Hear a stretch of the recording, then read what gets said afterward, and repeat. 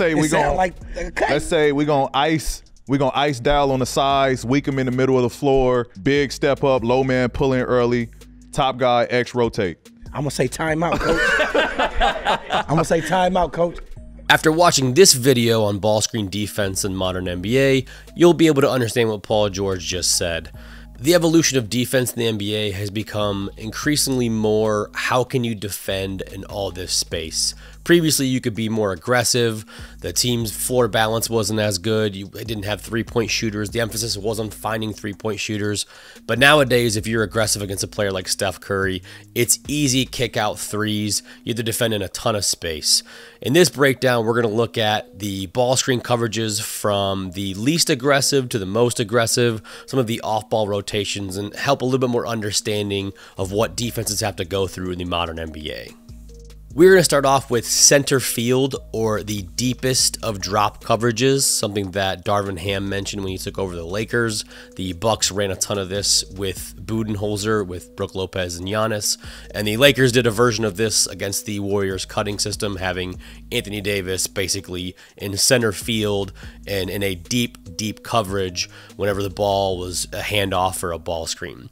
Essentially, this just means the player guarding the ball screener, in these clips Brook Lopez, is going to be in the paint, sagging off completely, and worried about only guarding the rim or defending the rim on drives. The defense is willing to give up the pull-up three or the mid-range. As you can see, Lopez here deep in the lane, allowing Gabe Vincent the open pull-up jumper and not worrying about contesting that. The Bucks obviously went to this a lot under Budenholzer, and then under Adrian Griffin, a little bit of changes were made, but they'll probably go back to this more once Doc Rivers takes over. I'll be doing a Bucks breakdown soon. The 76ers use Embiid in this a lot, where you'll see him sag off, and it looked like he's not really even in position to play defense, but this is by design to keep him in rim protection and force tough twos. The Oklahoma City Thunder also do this with like Chet, as you can see him drop off here on Conley's ball screen. It's the new year and a great time to work on yourself. For 2024, I made some lifestyle priorities, and after becoming a head coach for the first time, one of those was a focus on personal growth and development, and I know I can't do that alone. Trying to juggle being a great husband, father, coach, and business owner is always going to be tough, and it comes with a lot of stress. That's why I'm excited to partner with this video sponsor, BetterHelp. BetterHelp makes starting therapy easier with sessions as a phone call, video chat, or even messaging, whatever you're most comfortable with. BetterHelp can match you to one of over 30,000 therapists in your network, and that matches your specific needs and preferences. All you have to do is fill out a questionnaire describing what challenges you're facing and what kind of therapist you would like, and in most cases you'll be matched within 48 hours. Now, if you want to join over 4 million people who have used BetterHelp to start living a healthier, happier life, click the link in the description below or visit betterhelp.com/halfcourthoops. Once again, that's betterhelp.com/halfcourthoops. Thanks again to BetterHelp for sponsoring this video. Against specific actions, teams will go to this center field concept as well. Typically against Spain ball screen, you'll see the player defending the ball screen get really deep or get underneath that back screen. As we can see an example here from Gobert. Bogdanovic is going to try to set a back screen on Gobert in that Spain action. Gobert gets underneath it and then now plays the cat and mouse game in that deep drop coverage or center field coverage. The center field is designed to keep him in the paint, just outside like the restricted area, essentially in the charge circle. So you can see anytime that the back screen's being set, as Cavs defend it here from the Hawks, Jarrett Allen's going to get underneath that back screen, so it keeps that big at the rim. The next coverage is the drop coverage, where we have talked about this extensively on this channel, but I'm sure you've heard a lot about this with the main coverage in today's NBA electing for drop coverage, where you're essentially around the nail or free throw line. There's like a deep drop and a high drop, but you'll see most of the time the drop coverage is as soon as the player comes off the ball screen, the big starts retreating. It's designed to basically allow tough twos or longer twos, keep the big in rim protection and have the guard chase over top. You are going to give up three-point looks. You're going to give up some uncontested twos, but it's essentially designed to not allow drives to the rim and keep the big in rim protection. Next, we have up to touch, where essentially the big defending the pick and roll is almost touching the player setting the ball screen. So here in this situation, Gobert is going to be near the three-point line, usually within arm's length of the ball screener. This is designed for like good three-point shooters or three-point threats to be a little bit higher up to touch and taking away the three-point opportunity. So if the player gets picked off, the big is able to be there. Now you'll see here in this example, Gobert actually touching Tice. So you can see touching Tice there. So that's the up to touch philosophy where you'd actually want to put a hand on the player setting the ball screen or just be a little bit higher in general.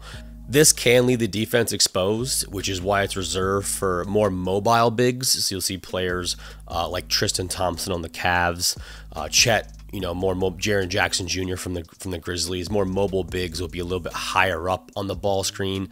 Anthony Davis is fantastic at this, especially in the playoffs. You'll see him creep up more and more. And as the bigs creep up more and more, it becomes an at the level coverage, which means the big is usually above the three-point line, or wherever the ball screen is being set is at the level of the ball screen. So it's a little bit more aggressive, essentially putting two on the ball, but also retreating at the same time. So this is against like Steph Curry or really elite three-point shooting threats, or players who can pull up off of the ball screen really well to be higher up and then forcing passes to the roll man or kickouts. So that way you don't allow the clean looks from three-point land.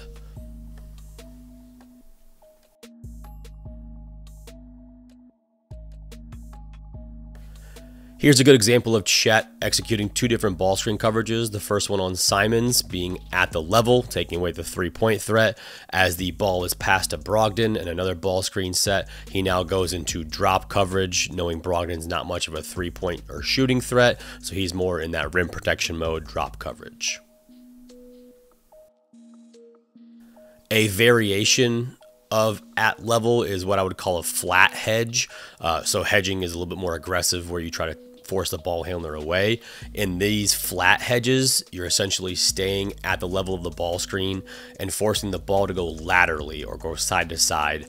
So Jokic and the Nuggets will run this all the time. So you'll see Jokic here being in that flat position, forcing the ball to go to the left here, not allowing him to turn the corner, and then recovering back to the roll man. The Cavs with Jarrett Allen have been doing this a lot, especially since their injuries, and they've been able to sustain an elite defense even though they've had some injury problems. But Jarrett Allen's really good at playing both the drop and the flat hedge. You'll see him be higher up in that ball screen coverage.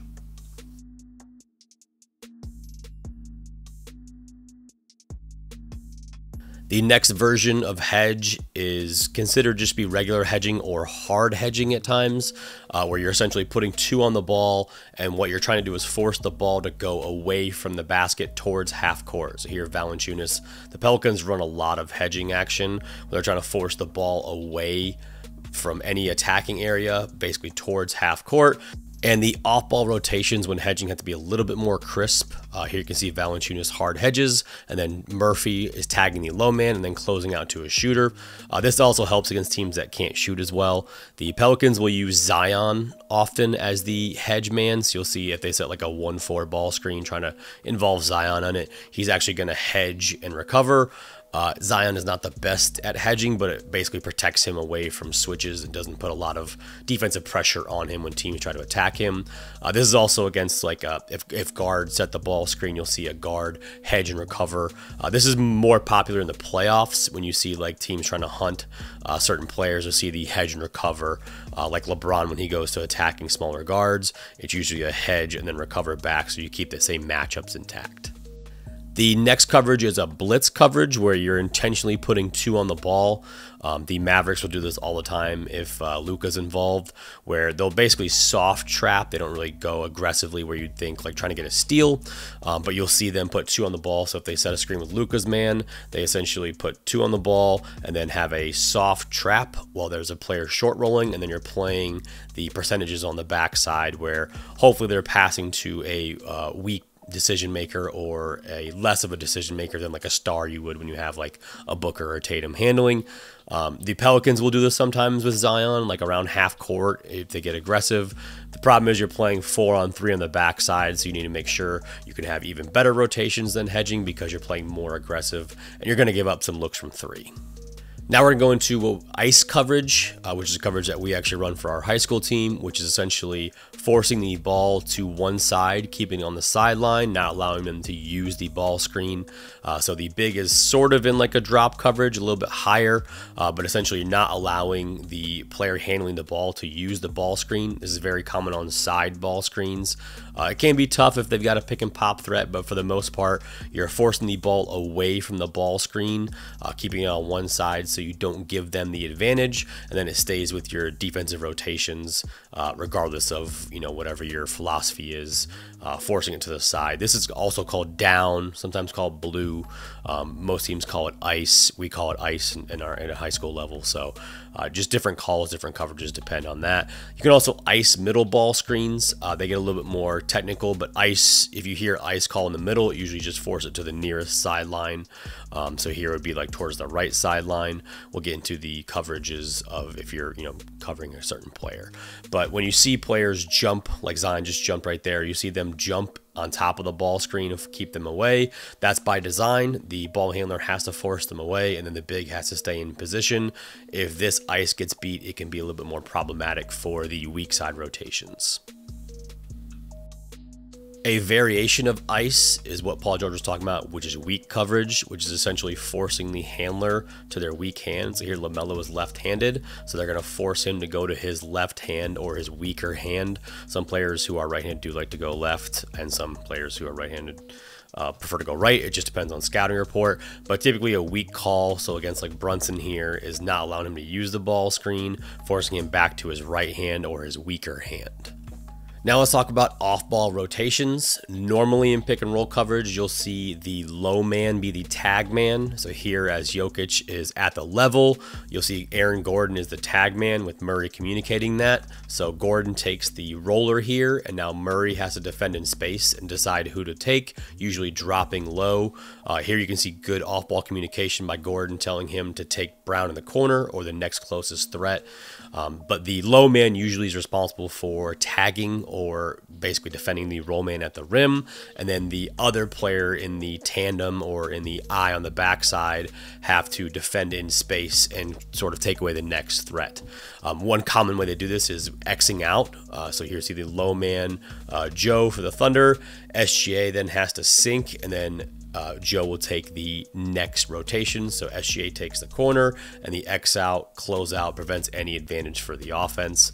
So here, CJ McCollum's going to tag. Brandon Ingram gets the three-point shooter in the corner, and then McCollum rotates to the next shooter. You also see help at the nail. So you'll see a player at the nail basically sitting in the middle of the free throw line, sitting in the gap, taking either the roll man or stopping any drives. This is very normal with like drop coverage to have the player at the nail be able to help clog space and then close out to the shooter, especially if it's a team that has a philosophy of giving up more above the break threes. So instead of taking away the all threes, you'll basically take away corner threes and leave the above the break shooters open as the least best option. If you're going to give up a shot, an open shot, you want it to be that shot. So it depends on team philosophy, but normally you'll see the gap help at the nail and then a closeout as best as you can to the shooter. Thank you so much for checking out this breakdown on how ball screen defense works in the modern NBA. I hope you learned something. I hope you took something from it. So now when you go back and you watch Paul George talk about this, you know that if they're going to ice somebody, they're going to force it to one side. If they're going to weak, they force to the weak hand. And if the low man's responsible for tagging, you can now recognize that with the X out.